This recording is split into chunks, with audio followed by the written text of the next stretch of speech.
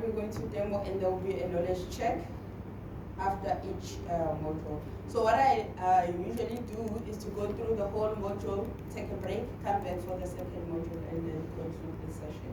Okay, so I will stick to that. If that doesn't work for you, please let me know. I'm flexible, I'm willing to adjust. Okay, let us go through our module, our first module, AI. Any questions before I start? Any concerns, any curiosity? For me, sorry, I'm not where you are. I'm not at the screen yet. I just logged in. Okay, so these are the slides that I will be used to teach. If you need access to the slide, I will show you where you get your slide. Okay. So we all don't have access to the slide. Okay. Unless if you know where you get your slide, if you've attended the Computer Foundation's cloud practitioner and you were shown where to find the slide, but at this point I haven't discussed that. Okay, so what you are supposed to get access to, maybe there is a disconnect from the link that I have given you and to this slide here. So the link that I gave you is where we will be doing activities, and that's where the demos will be also. Okay, and then there is a slide deck that I'll be using for this presentation. You also do have access to the slide, but maybe I just haven't given you or taken you through the process of accessing the slide intentionally so, because sometimes people they just focus on going through the slide and they fail to listen. Maybe it's not taking it to AWS, it's taking it to regular browser. It's not a G, it's a Q. To remove the G, they just remove it.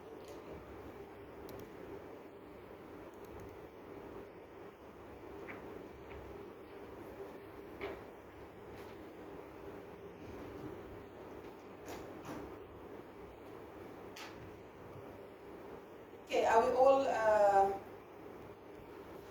can I go? Can I continue? Okay, I'm just worried about online because they don't know what's going on in their room, so I don't want to cool them down. So I want the energy to stay at the same level that I sense it is in. Yeah. Okay.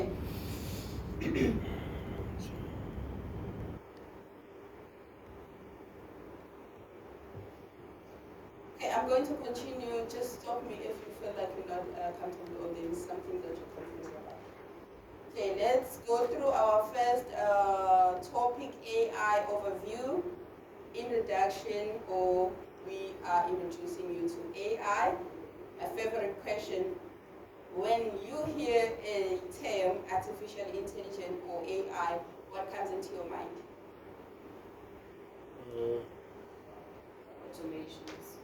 Automation, AI, artificial intelligence, automation. What else? Let's check the chat. Nothing as yet. Mathematics. Semantics. Okay. Anyone else? Artificial. If I hear, like, let's say I wake up in the middle of the night and somebody wakes me up and asks me, what is AI? So what will come into my mind, like artificial intelligence, it's machines that mimics human intelligence. The real intelligence is a human intelligence, and the artificial one is the one that is manufactured. So how to manufacture it? You expose AI to a lot of data, and it learns from that data so that it can have the logic. And it uses that logic to solve problems, complex problems, simple problems, whatever problem that you want to solve, but also you have to tell it what problem to solve. Okay, so we've got different types of AI. So again, we've got a formal definition here, a field that has evolved since 1950 through a guy, Alan Turing. Alan Turing is the guy behind cryptography, is the guy behind AI. So yeah, this is the person who came up with AI. So these are just machines that are able to perform tasks that are usually performed by human beings. Okay, they use that artificial intelligence. So now we have computer vision, a machine that sees, and then we've got machine learning, a machine that learns, and then we've got smart devices. These are devices that are able to interact with you and carry the task that you want. Alexa, call my mother. Alexa, take me to work. And then Alexa is able to do that. So there's just different usage of AI, and we are going to look into those. Somebody is not muted. Is that because you want to answer, or is that a mistake? Okay. I'm happy to unmute you, or also to give you that flexibility of being able to mute yourselves and unmute yourself, because we are in one big class, virtually and also in person. So I don't like locking the microphone, because I do also want you to be able to speak to us whenever you need. Okay, so please just be mindful of your mic. Okay, so let's talk about the promises of AI. Otherwise, we wouldn't be entertaining the AI idea if there are no promises here. Yeah. So the first point here, you can see AI can be used for good, or can be a good force. So again, you can perform complex analysis across massive amount of data, including sound, right? To analyze sound and learn something from some tons of sound, not just one. Imagine sending somebody to listen to all the podcasts in the world and use that knowledge to generate something new, or to use that knowledge to solve different problems. So this is what AI can do, and also environmental information.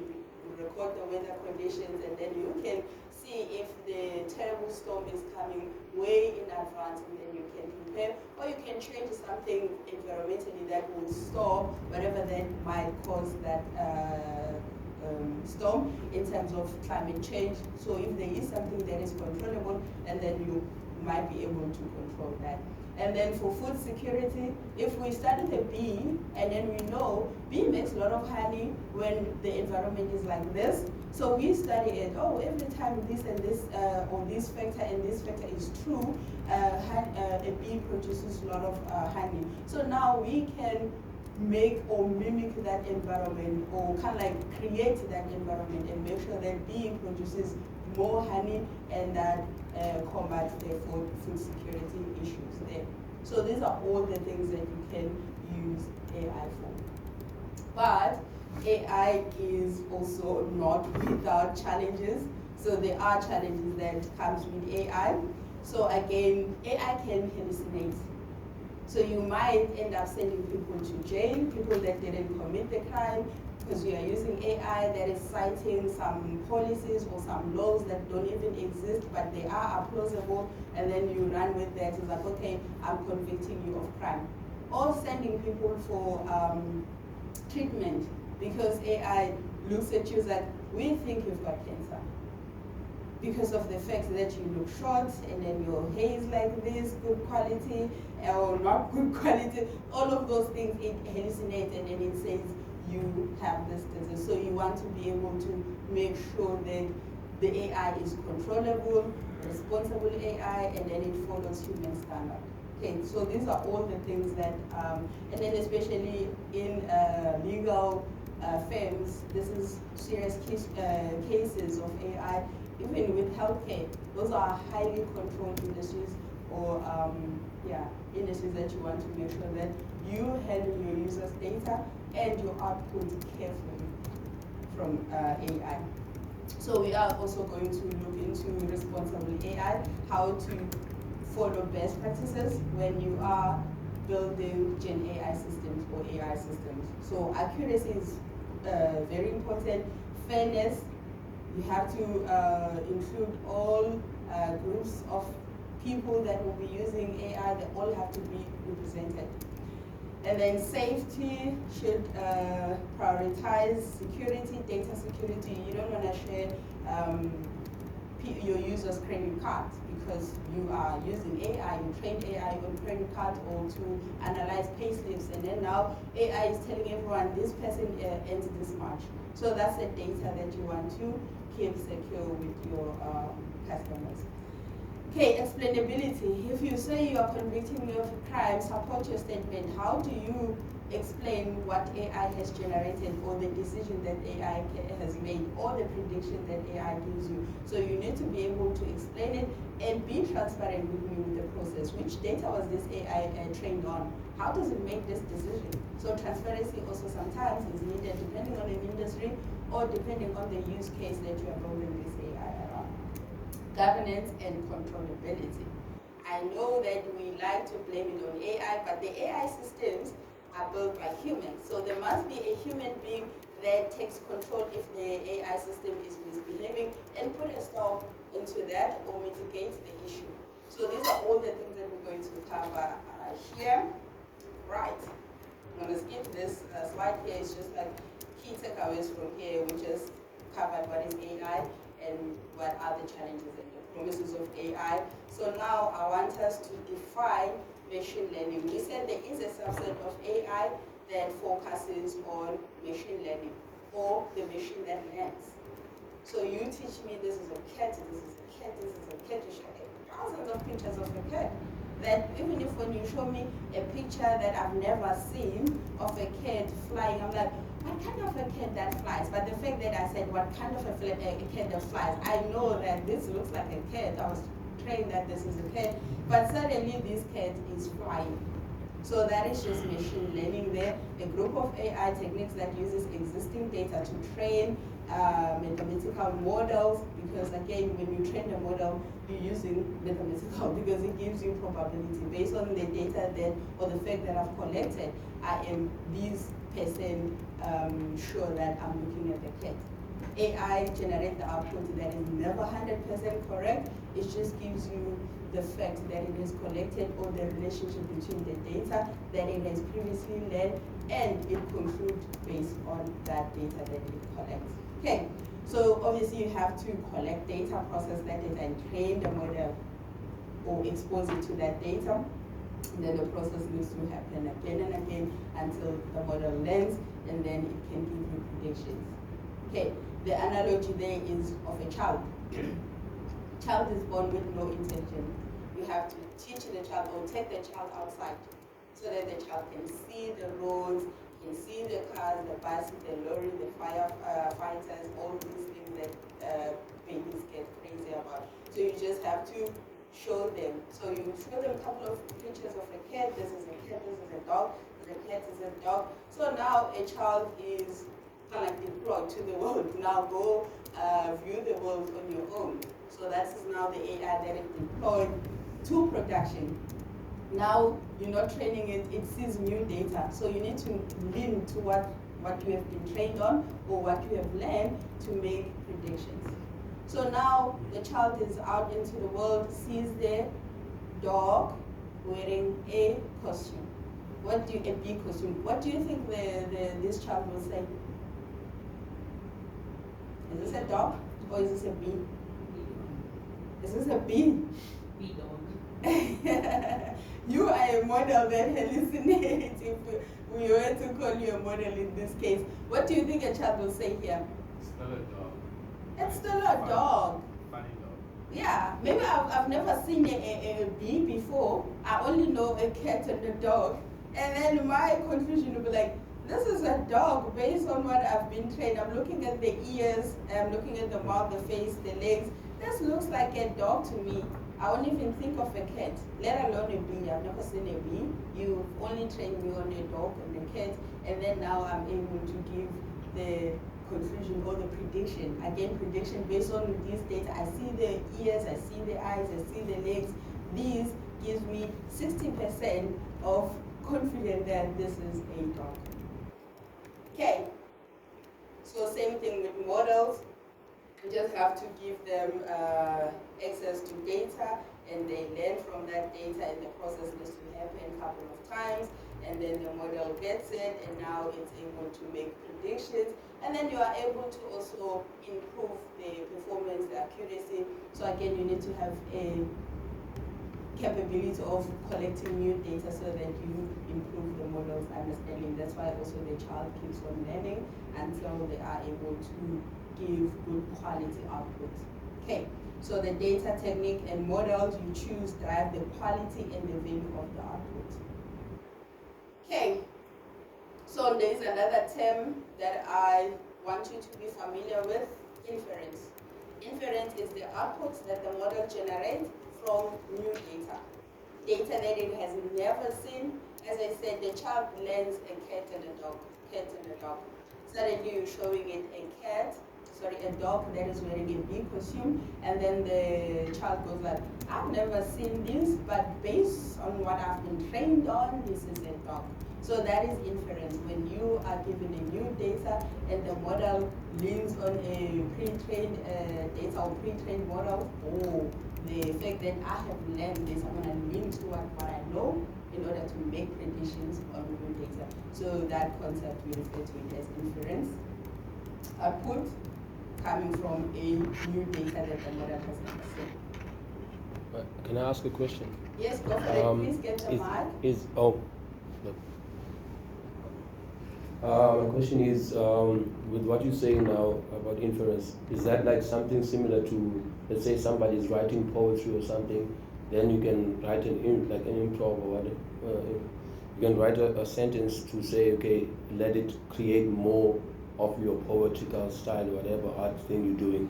Then it creates new, unique information. Based on your style. Yeah. Okay. Like, is the information that you get from the AI actually really unique, or is it saying it's unique on her phone and everybody's phone, then it like repeats what it did, or is it like actually unique information, like new information? You wanna answer? Okay, please. Thank you for that. I was still thinking about the question actually. Okay, so the fact that the AI is trained on knowledge, you'll find that suppose you have a question and the lady has mentioned a number of times hallucination. Yeah. So if the AI isn't trained on something, it will do a best effort, right? But it comes down to hallucination. It will try and mimic something, but it might not necessarily be what you're looking for. So in your style, if the AI hasn't been trained on your style, it won't be able to mimic your style. Okay. It will be able to spit out words, but if you read it, you'll probably say to yourself, it's not me. Yeah. It's hallucinating as a best effort, let's say. Okay. Yeah, that's true. At the end of the day, it's still you still have to train it. What is your poetic style? This is how you become poetic. And then now you get somebody else, or you ask it to create a new poem based on your poetic style. But you have trained it on that. So it has something, the base. As you said, it gives its best effort. What do I have to work with? Give me something to work with. Previously, I've seen that this is how you do it, and then I'm able to generate something new from that. Okay. Or I'm able to predict something new. So that's inference. I'm giving you a new prediction on new according data, to the information something that I've never seen, but I am kind of like grounding my reasoning based on what you've trained me on. Okay. Online, please put it in the chat if you have a question. Let's look into determining if ML is the right approach. Very important. And everybody's, not everybody, most of the time these are business challenges. When to use AI, we all want to adopt AI or want to start using AI, but is it a good fit? Is it a good investment? So those are the things that you have to kind of like ask yourself. Business rules can be hard-coded. It's easy to follow rules than to train AI. That costs money, needs special skill, but you can just solve a problem by following the rules, and then maybe that's not a good idea. The variables are limited. Again, you know that AI is trained in huge amount of data. So if you don't have enough data, then maybe that's not the best fit there. And then the second point, statistical modeling can solve the problem. You can use stats to solve problem. Calculate the average, calculate the mean, calculate the percentage of the discount. You don't need an AI to do that. You can just use statistics formulas and then to calculate that. Data analytics can provide answers quickly enough, then you don't need AI for that. Okay, but when do you need AI? So you have enough relevant high quality training data, go for AI, and then also machine learning can provide the required level of accuracy. We know human beings make mistakes, but if you want level of accuracy, whether I'm waking you up in the middle of the night and I'm asking you questions, 24/7 customer support, and then AI is the best deal there. The organization has the skill and resources to build, sustain ML solutions. You need ML engineers, people that know how to train models. You need powerful infrastructure to host these systems. So again, if you have people that are skilled, resources, and then you can go ahead and create your own model. Then the last one, the cost. These can cost a lot of money. ML engineers are expensive because they have a special skill. And then the resources, you need more CPU, more GPU, fast internet, all of those things cost money. And then also you just have to be aware of that. If you do have that covered, go ahead and implement your own solution there. Okay. So what is most important when it comes to AI is your data. So data is your commodity here. So do you have enough data? Is it good quality? And then is your data not biased? If you are making a study between women and females, did you collect a fair number of, or are all the groups represented equally or fairly? So that's very important, because if your data is skewed, that also your AI will be skewed, or it will hallucinate and it won't be accurate. And then which type of data is it? Again, we are going to talk about type of data. If you've attended Computer Foundation, we know we said we've got structured, semi-structured, and unstructured. So these are all the kinds of data that the model can learn from. Other data is sensitive, needs to be protected. Some data is really not that important. So these are all the things that you have to understand about your data. Data privacy, data accessibility is really important also. So what is the effort required to use data for the intended purpose? So how much do you need, or what is needed for you to be able to collect this high, good quality data, a lot of it, so that you are able to train the model? So again, the effort required is very important. Then, once you have collected this data, you need to also manage it. Some data contains PII. Okay, I'm pausing a little bit because online I got the notification that my network is unstable. Is it better now?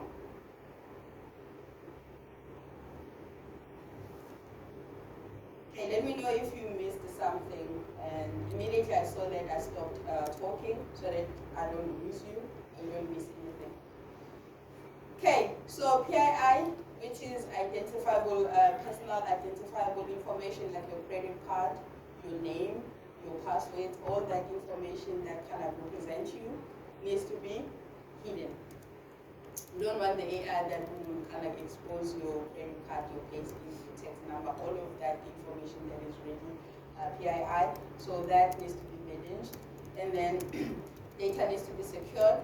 Even though you want to share data with your team, but you can't control who has access to it. It doesn't mean that you have to expose it to the public. And then governance. Very important to comply based on the industry, based on the region. If you are working with UK users and their data cannot be hosted in Africa, you have to comply. Make sure that you host their data or you house their data in their region, and then you can make sure that you can use it back and forth if you want to deploy the services in Africa. But data always needs to be housed within the region where you are compliant to run over. It's governance control to that data, or there is a regulation that says data needs to be kept in that region, you have to comply with that. So you have to understand governance around data. Okay, so the types of data that the model learns from is structured, rows and columns, which is just basically a table, well-structured data, good for analytics, and it gives you that uniformity that you need from your data, which is data consistency, data integrity. But it's not flexible because data is always packed in a table, columns, rows, and all that. And then you've got semi-structured, which is data that is follows a schema, but also doesn't really follow a schema. So these are semi-structured data. CSV is an example of the data, JSON file, XML file. These are all the files or the type of data that the model learns from. You give it tons of CSV files, training it on a specific task, it understands it. You train it on tons of videos, because unstructured is an example of videos, audios, documents. So they all fall under unstructured data type. So these are all the data types that the model learns from and solve problems based on those data that it has been trained on. Okay, so I'm not gonna stay long on this slide, because it's just more like a review of what you need to know. Again, when you train the model, there is a process called labeling, data labeling. For me to know this is a cat, this is a dog, you must tell me. And that process is called data labeling. Data labeling is more like adding a tag or extra information or metadata on your data. Okay, more like you have a cat and then there's a picture of a cat, I add a tag, there's a picture of a cat, or this is a payslip of this team. So these are all the tags that you can give to your,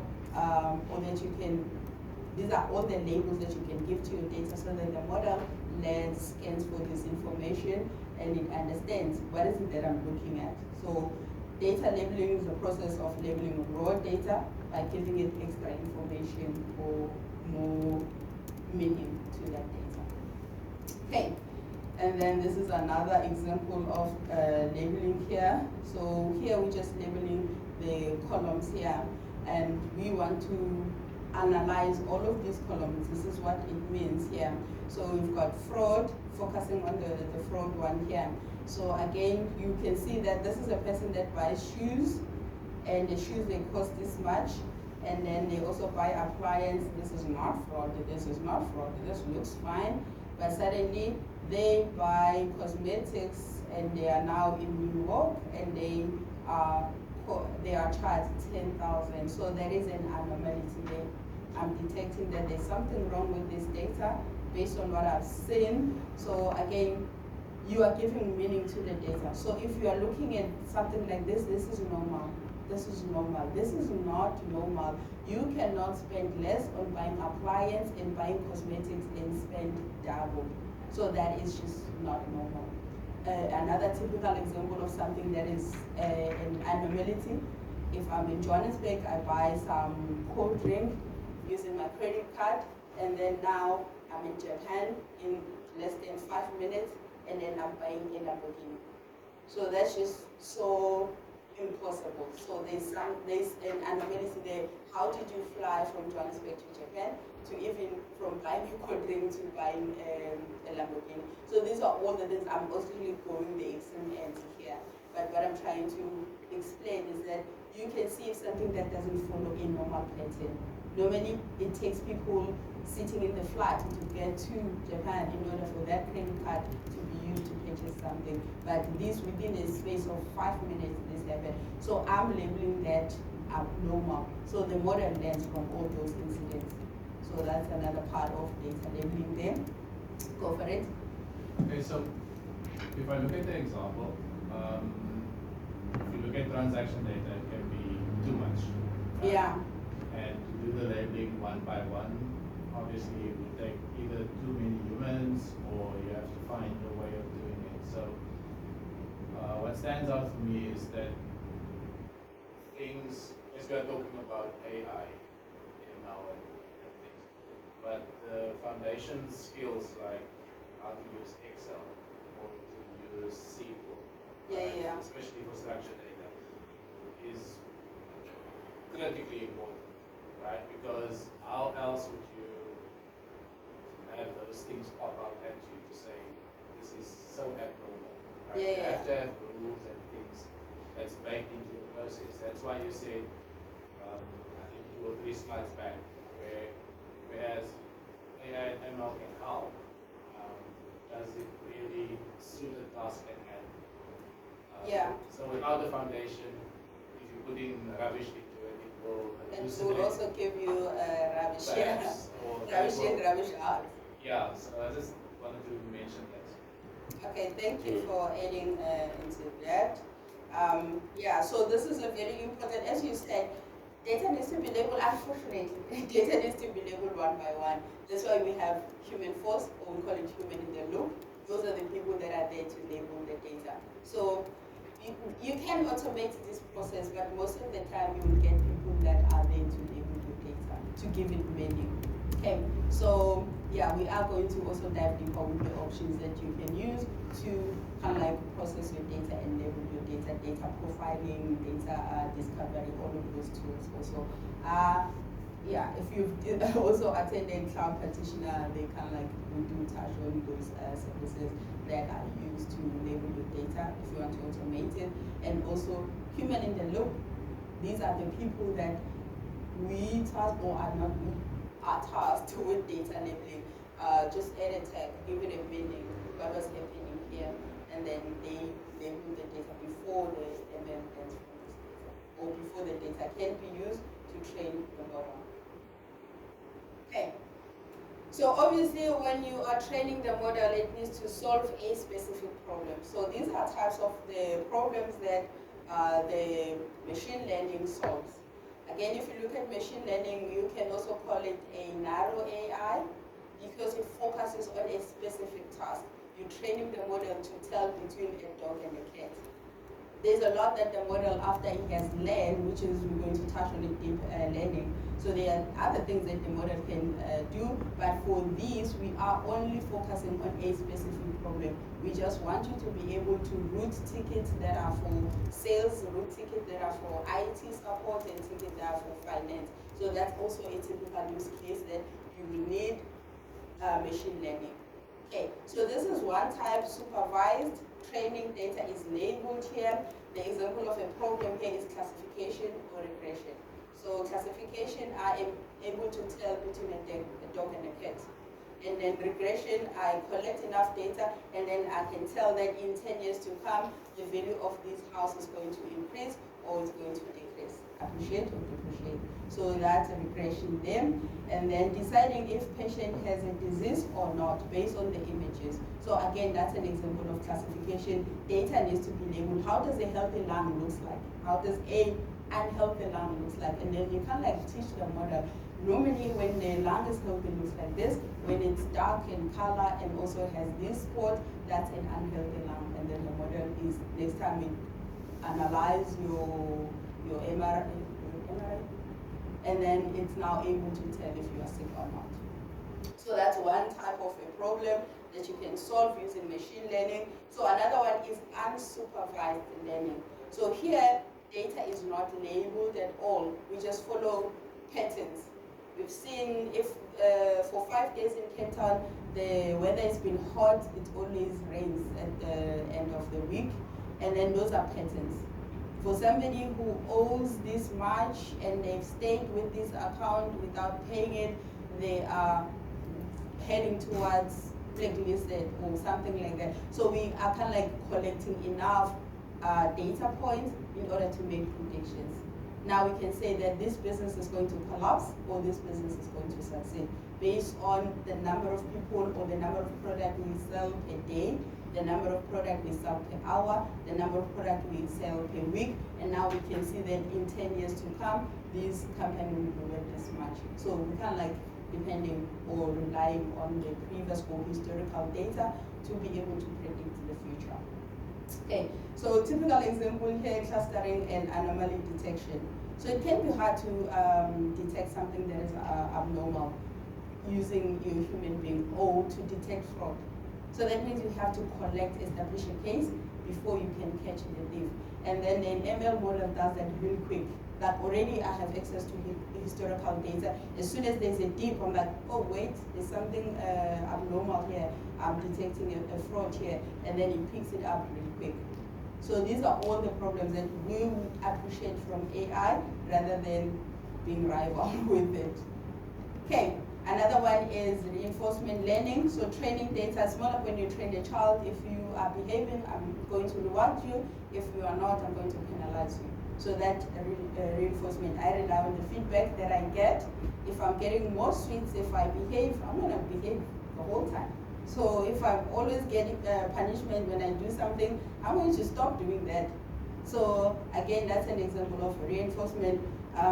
When do you see these self-driven cars or robots navigating the room? You tell them that you take few steps this side, there's a wall, you take step forward, sorry, you are moving forward. Then if you take step backward, you're moving. You kind of like make it familiarize itself with the environment. And then every time it crashes something, it gets a penalty, or you go back at the beginning and then you start again. So that's a form of a punishment. So you know that no, now I shouldn't hit something or strike the wall. I have to move straight forward, like one foot on another foot on another foot, and then move forward. So that's again another typical example. Another one that I can think of is having a robot that cleans the factory. Maybe let's say we have a huge factory, and within the factory maybe we've got aisles. So I'm gonna train the model that here, if you move few steps, that's an aisle, and then in between there's a space, then you can start mopping.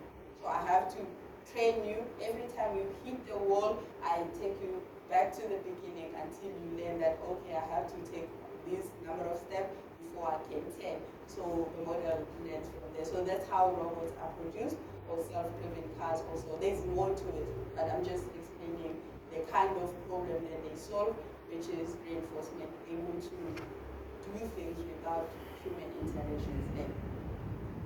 Okay, any questions with these problems or with machine learning? So I just wonder,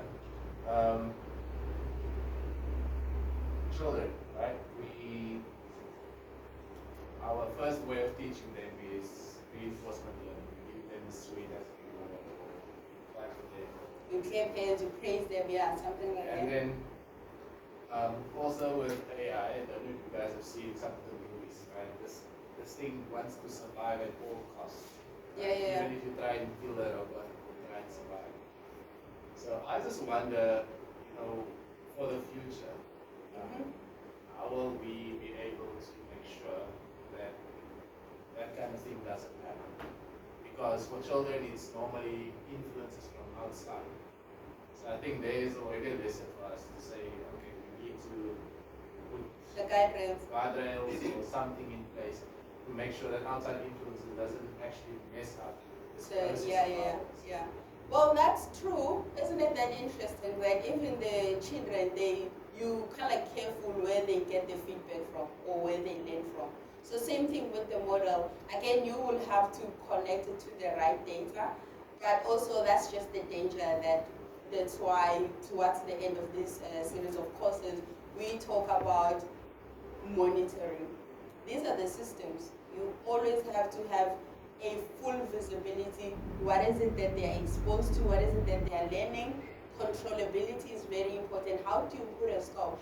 And also risk assessment.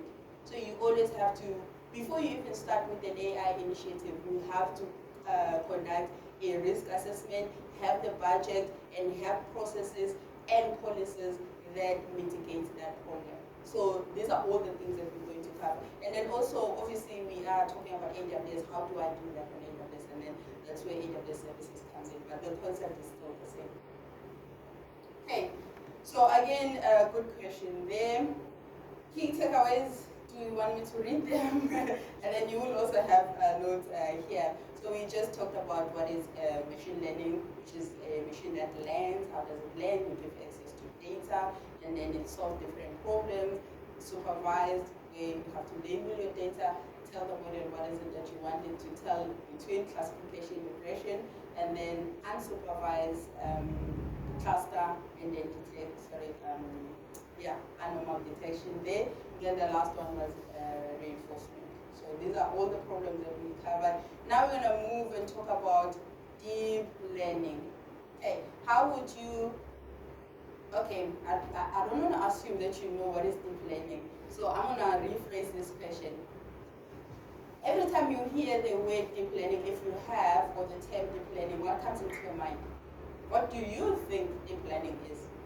Or how does deep learning differ from machine learning? Is machine learning, there's deep learning, what's the difference?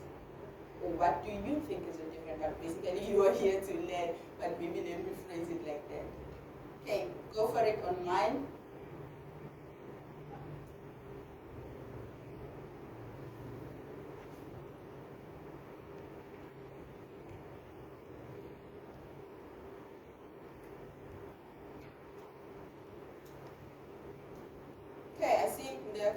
example that needs a slide deck, I will go through the slide deck. Okay, let's talk about deep learning.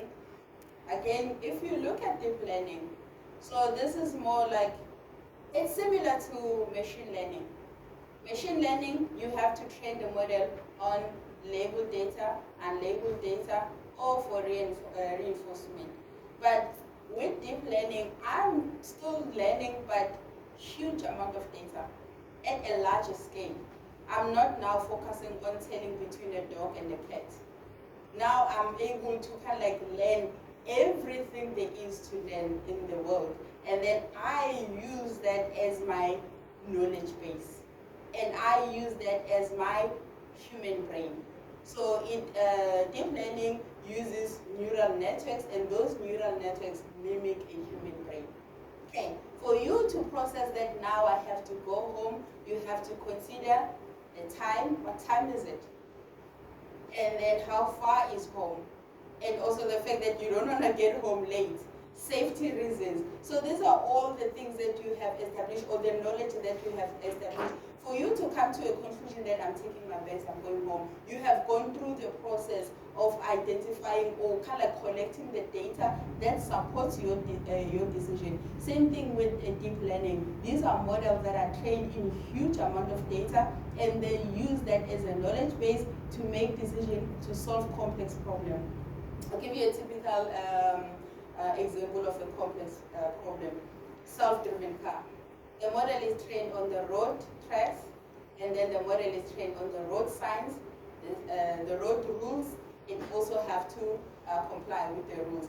Then suddenly the model sees a traffic light that is red. What do you think the model is going to do then?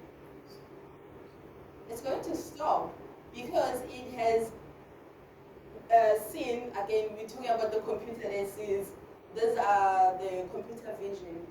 So again, I'm coming back to machine learning. Machine learning focuses on teaching the model on specific data. But with deep learning, I learn from unstructured data. Remember, we said unstructured data can be a video, can be audio, can be document, can be sound. So that's an example of unstructured data. So most of the time, deep learning models are models that are trained in that kind of data.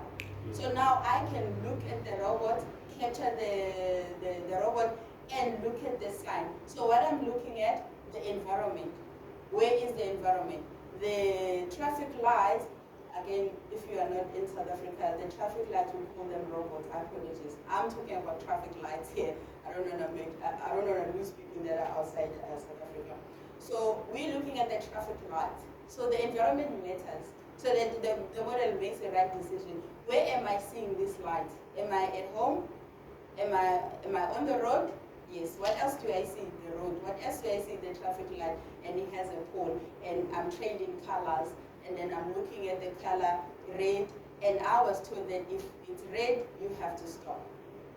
To make it even more interesting, let's take the stop sign. Stop sign is more kind of interesting. So remember, neural networks, they have layers of data or layered data. And then I make decisions based on layers of data that I have to access, and then there is a layer that we call input layer. So in this case, what is an input layer? It's a stop sign that I'm looking at as a self-driven car. And then there are layers that we call hidden layer. So I'm gonna write it here. I can write freely. So there are layers that we call hidden layer. And then there is another layer that we call output layer. The output layer is what the model does, or the decision that the model arrives to after considering a couple of data sets that has been trained on in making that decision. So we're going to call this one output layer. So let's say I'm looking at the stop sign. Can you draw the stop sign? Correct. So what are the hidden layers here? The edges. How do I tell a stop sign from a yield sign? So they have got different edges. For somebody who's training all the shapes in the world, I know that a hexagon that looks red inside. I've been training all the shapes in the world. I've been training all the colors in the world. I've been training all the text in the world. So I can now process these, what I'm seeing one by one. Let's start with the shape. The shape is hexagon. So that's hidden layer number one. So we kind of visit, maybe there's a couple of them. And then what else do we see here? So let's say this is my input layer. So you're gonna connect that. And then for me to go to get to the output, I might have to visit a couple of layers. So what else do I see? The colors. So I've been training all the colors in the world. So I'm considering the color. What else do I see there? The border inside. What color is the border of the stop sign? It's also not that it's also red, but it's white. So I've been trained to tell between these colors. What else do we get from the stop sign? It has a text. So maybe that's one thing that I have there. So by the end of the day, maybe this is my output layer, then I stop. So this is a final decision that you see. So what has happened? We call it hidden layer because you don't see the thinking process of the model. It has to consider the color, it has to consider the shape, it has to consider the text that is inside and the location or the environment that is the stop sign. Because if the stop sign was in the bedroom, like it doesn't mean anything. But if the stop sign is in the road, it means something. So I have to obey the rules. So these are all the data set or the data or facts that I have to collect. So this fact needs to add up, and that fact needs to add up, and that fact needs to add up, and then I conclude which is an output layer, and then the car stops. So that's basically deep learning. So I am considering all the data set that I've been trained on, from colors to shapes to environment, until I make decision based on the data that I have collected and made decision based on that. So we call that neural network. So a neural network is a method in AI that teaches computers to process data in a way that is inspired by a human brain. So every subset that I was drawing is more like a collection of data set that the model is trained on, or something that controls. Think about your brain.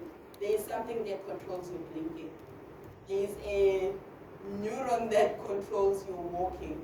There's a neuron that controls your seeing. So before you can even see, there's a process, or there are a lot of neurons that needs to connect for you to be able to walk, for you to be able to turn your head, for you to be able to see.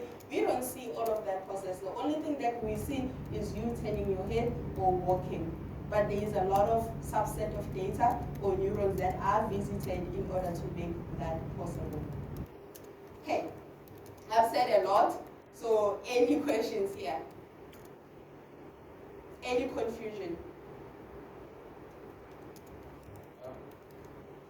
So, for your input layer, I think it's quite obvious, from the example that you mentioned, that ML feeds into deep learning, i.e., like you said, ML is a very narrow.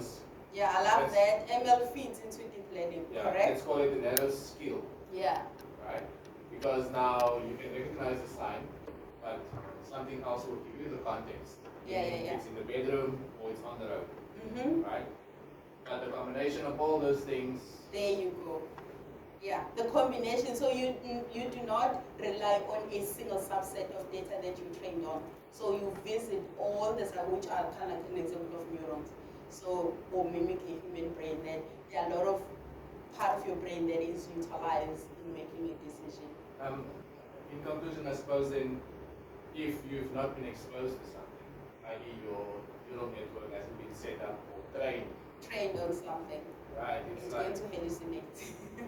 Perhaps not even hallucinate. How about you can run the risk of injury or death? Right? Yeah.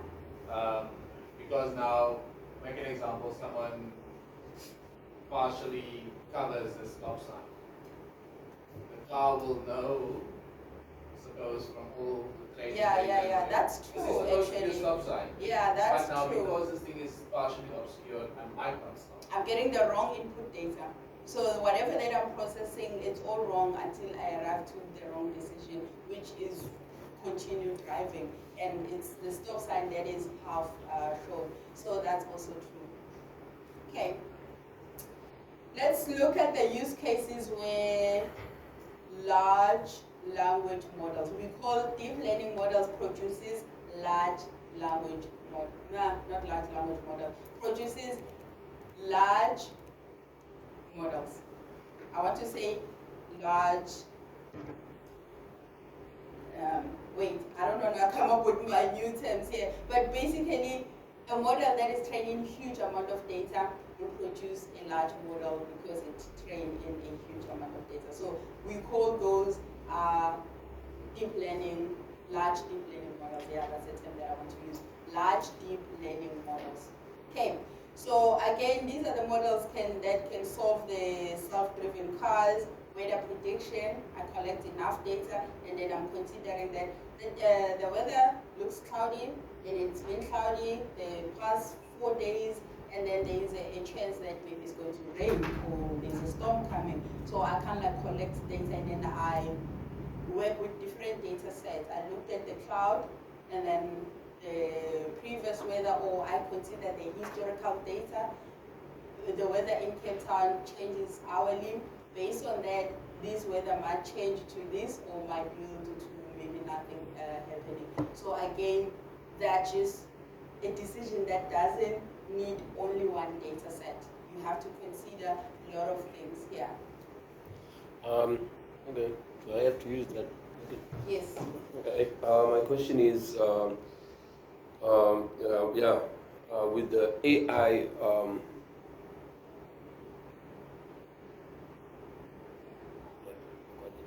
I'm listening. Trying to understand what I was trying to ask. Sure. Yeah, with an AI thinking like this, essentially in terms of like the machine learning and deep learning, right? So now open source AIs, which are using like AI GPT or anything that we're using online on different domains or something like that, do they have access to information live as, let's say, the satellite?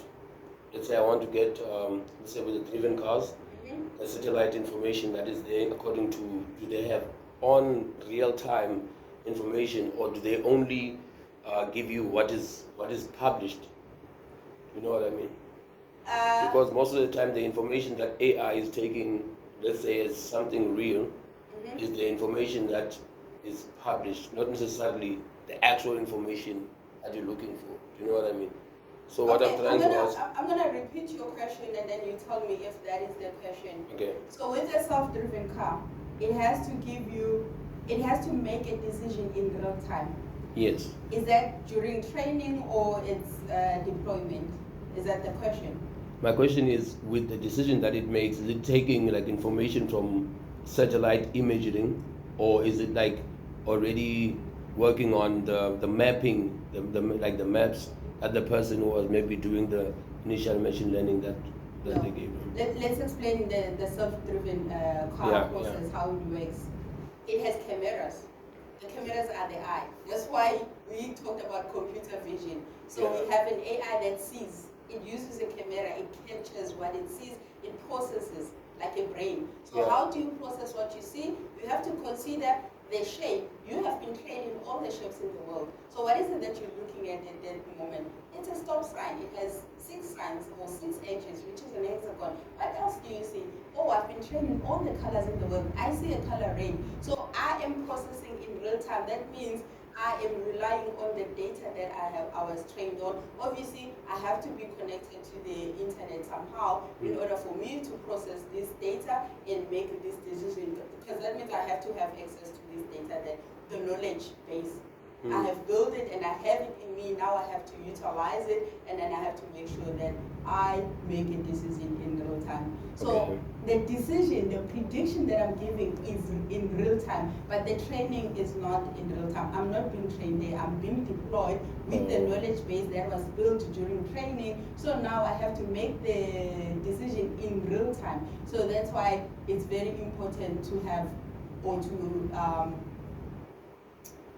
optimize the performance, how fast the decision is made for the model that has to make a prediction in real time. So we are going to also talk about that. How do you make sure that the performance is up to date in such a way that you don't decide on stopping years later when it's too late. So we have to make a decision right there. But that's not a training part. The training is done already. By the time the car is deployed to be using the road with every other car, that means this is the model that's been trained, tested, and also trusted to be on the road. Now it just relies on the information.